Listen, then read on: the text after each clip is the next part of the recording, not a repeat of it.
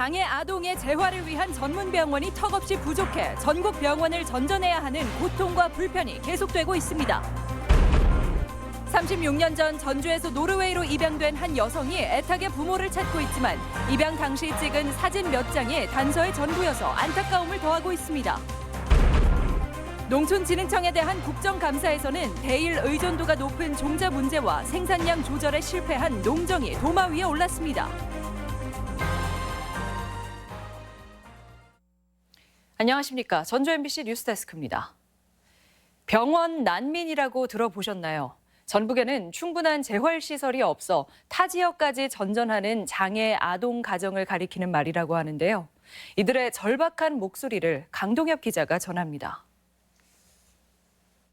올해 8살인 제이는 주변의 도움을 받아야 생활할 수 있습니다.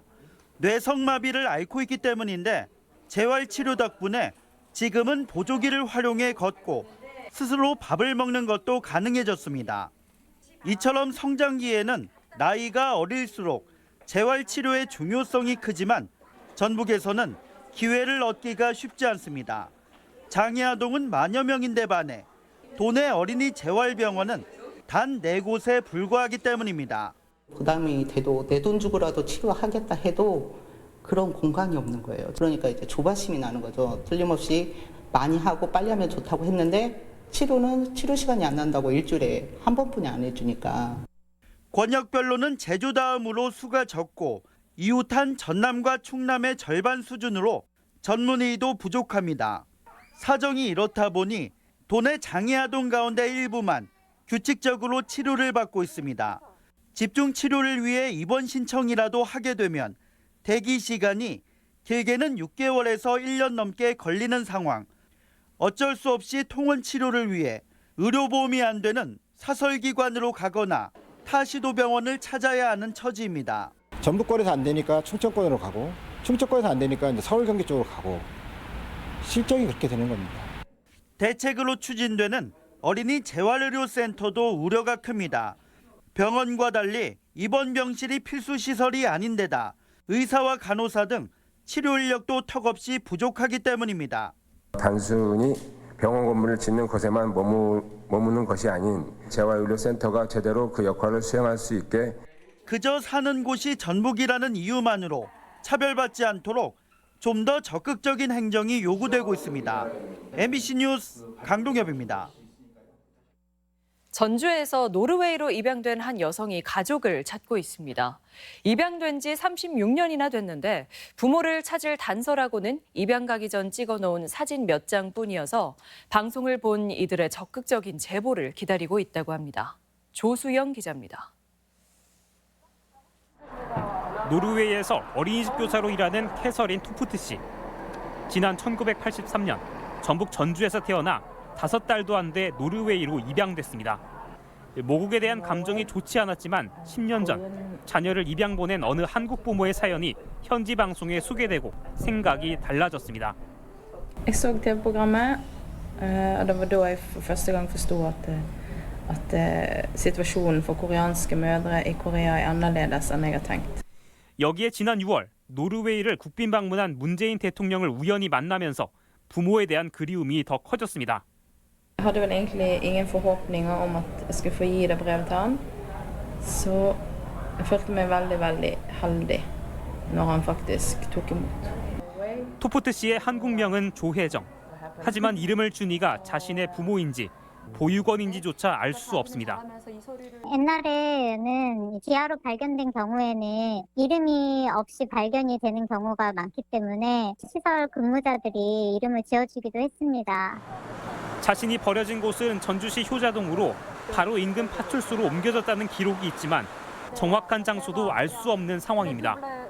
부모가 떠올릴 수 있는 유일한 단서라야 입양 가기 전 보육시설에서 찍힌 사진 몇 장이 전부입니다.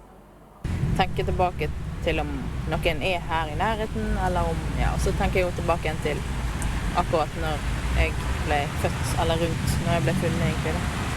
정부 산하 아동보호단체가 사회관계망과 건강보험 고지서를 통한 부모 찾기를 돕고 있지만 아직까지 제보는 없는 상황. 결국 토프트 씨가 그렇게도 보고 싶어하는 생모가 83년생 조혜정을 기억하고 떠올려주는 방법뿐입니다. 엄마, 아빠, 난 당신이 그리워요. MBC 뉴스 조수영입니다.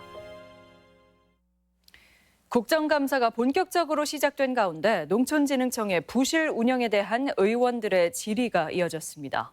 특히 여전히 높은 일본 종자 의존도, 또 농작물 수급 조절 실패, 실용화재단의 방만한 경영에 대한 질타도 잇따랐습니다. 유룡 기자의 보도입니다. 국회에서 열린 농촌진흥청 국정감사. 의원들이 이구동성으로 대일 의존도가 높은 국내 농산물 종자 문제를 제기합니다. 지난해 기준 양파 28%, 사과 19%, 배 13%, 참다래 25%, 장미도 30%가 일본 종자를 쓰고 있는 것이 현실입니다. 양파 같은 경우 28%니까 일본 의존도를 탈피해야 된다. 이런 지적들은 계속 받고 있잖아요. 농진청이 지난 8년간 추진한 골든 시드 프로젝트의 문제점도 지적됐습니다. 무려 2,678억 원이 투입됐지만 종자 국산화와 수출이 지지부진할 뿐 아니라 벼 종자와 종도 내 수출 실적은 전무했습니다. 벼 강국의 나라이거든요. 수출 실적이 0원이에요. 그러죠? 종자에 관해서 말씀하시는 네, 종자. 그렇습니다. 이거 아주 심각하다고 봅니다. 매년 배추와 물을 갈아 엎는 일이 반복되지만 재배 면적 예측이 부실하고 생산량 조정도 못하는 농정에 대한 지적도 빗발쳤습니다. 농민들에게 공급 조절과 관련해서 구체적인 숫자를 주는 게 전혀 없어요. 이미 파종 다 끝난 다음에 수확기에 대개 어느 정도 나올 것인가? 예산만 쓰고 성과는 없는 농업기술 실용화재단의 고질적인 문제도 지적됐습니다. 지난 4년 동안 263개 기업에 농진청 기술을 이전했다지만 41.1%는 매출이 전무하고 나머지 기업의 매출도 148억 원으로 지원금 183억 원을 밑도는 것이 현실. 나라가 보유한 특허 2천여 건을 이전해주고 62%는 대가를 받지도 못했습니다. 현재 사업 성공률이 40% 수준이 되기 때문에 나머지 60%에 대해서는 실제 제품이 나오지 않아가지고 영국과 독일의 금리 연계 파생 결합 상품에 20억 원을 투자해 최대 67%의 손실이 발생한 것도 방만 경영 사례로 지적됐습니다. MBC 뉴스 유룡입니다. 전북 지역의 어음 부도율이 전국에서 가장 높은 것으로 나타났습니다. 유성엽 의원이 한국은행으로부터 받은 지난 3년간 시도별 어음 부도율 현황에 따르면 광역시 가운데 광주가 평균 0.99%, 도 가운데는 전북이 0.53%로 가장 높은 것으로 조사됐습니다. 지난 3년간 전국의 평균 어음 부도율은 0.13%였으며 이런 부도율은 지역 총생산과 연계돼 광주와 전북 모두 전국 최하위권을 벗어나지 못했습니다. 올해 전주 한옥마을 방문객이 1,000만 명 이하로 줄어들 가능성이 제기됐습니다. 전주시가 공공 빅데이터를 분석한 결과 한옥마을 방문객이 지난 8월까지 644만 4천여 명으로 지난해 같은 기간보다 6.1%인 42만여 명이 줄었다고 집계했습니다.